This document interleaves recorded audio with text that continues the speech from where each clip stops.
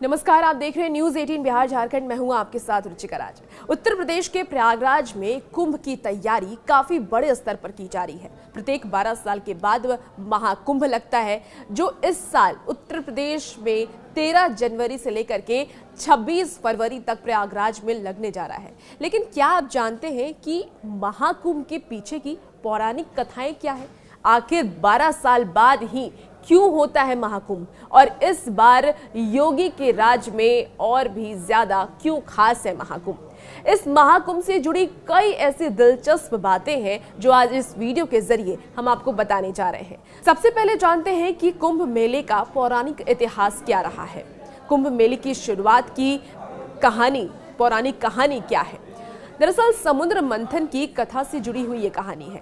कथा के अनुसार जब देवताओं और असुरों ने अमृत प्राप्ति करने के लिए समुद्र मंथन किया तो उस मंथन से अमृत का घट निकला, और इस अमृत को पाने के लिए देवताओं और असुरों के बीच युद्ध छिड़ गया, जिसके चलते भगवान विष्णु ने अपने वाहन गरुड़ को अमृत के घड़े की सुरक्षा का काम सौंप दिया। गरुड़ जब अमृत को लेकर उड़ रहे थे तब अमृत की कुछ बूंदें 4 स्थानों पर पड़ी।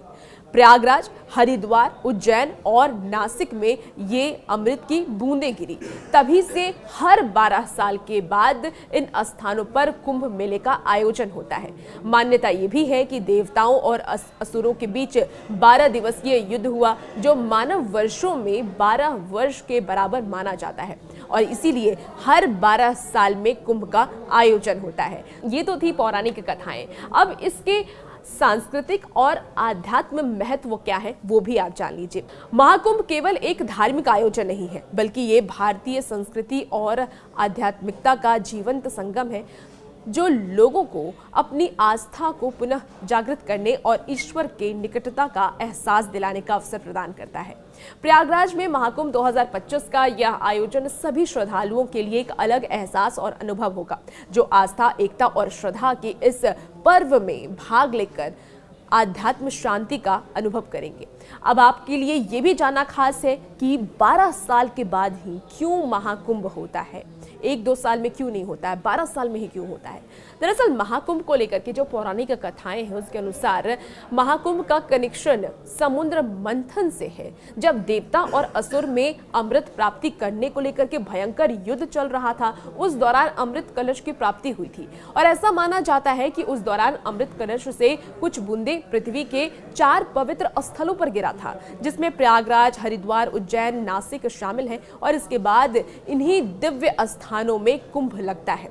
शास्त्रों में ये भी बताया गया है कि प्रयागराज को तीर्थराज अथवा तीर्थ स्थलों का राजा कहा जाता है, और ऐसी मान्यता है कि पहला यज्ञ ब्रह्मा जी द्वारा यहीं पर किया गया था, जिसका उल्लेख धार्मिक ग्रंथों में भी देखने को मिलता है। इतना ही नहीं, असुर में 12 दिनों तक अमृत को पाने के लिए भयंकर युद्ध हुआ, जिसके बाद 12 दिन मनुष्य के 12 साल के समान होता है, और यही वजह है कि हर 12 साल के बाद कुंभ का आयोजन होता है।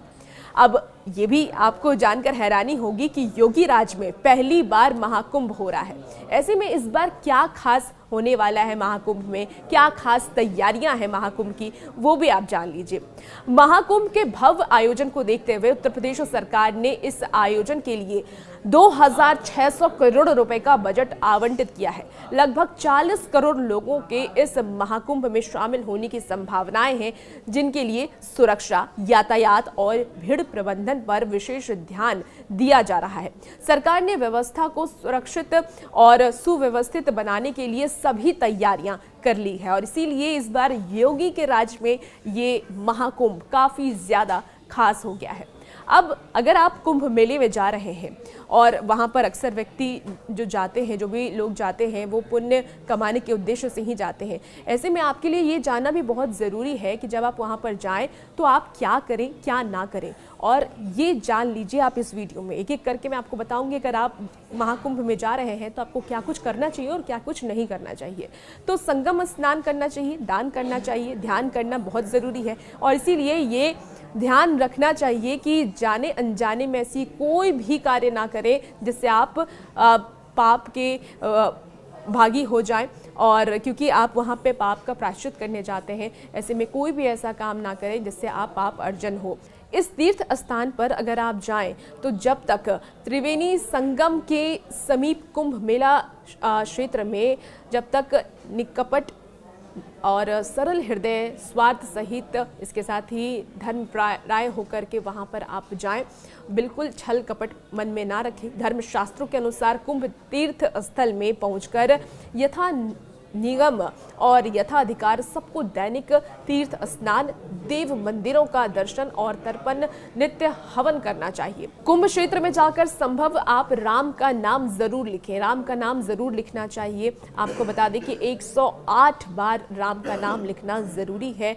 आप राम भक्तों को ये चाहिए कि गंगा स्नान कर 108 के क्रम में लाल स्याही से राम का नाम अंकित करें। राम नाम की ऊर्जा त्रिवेणी संगम के क्षेत्र में अक्षय पुण्य और मनोकामना पूर्ति करने वाली मानी जाती है और राम का नाम सदैव ही मोक्ष प्राप्ति होता है। महाकुंभ में उदार मन से अपनी सामर्थ्य के अनुसार श्रद्धापूर्ण दान करना जरूरी है। महाकुंभ के दौरान साधु और महात्मा विद्वानों के दर्शन और उपदेशों पर अनुसरण कर अपने जीवन को हमेशा से ही अच्छा बनाने की कोशिश करते रहें और खान पान रहन सहन जो भी है सब कुछ सात्विक रखें और फलहार पर ही आप रहें, एक समय पर अन्न ग्रहण जरूर करें। तो ये कुछ ऐसे कार्य है जो आप करना चाहिए और इससे आप पुण्य की प्राप्ति कर सकते हैं। और भी ऐसी खबरों के लिए बने रहिए न्यूज़ 18 बिहार झारखंड के साथ।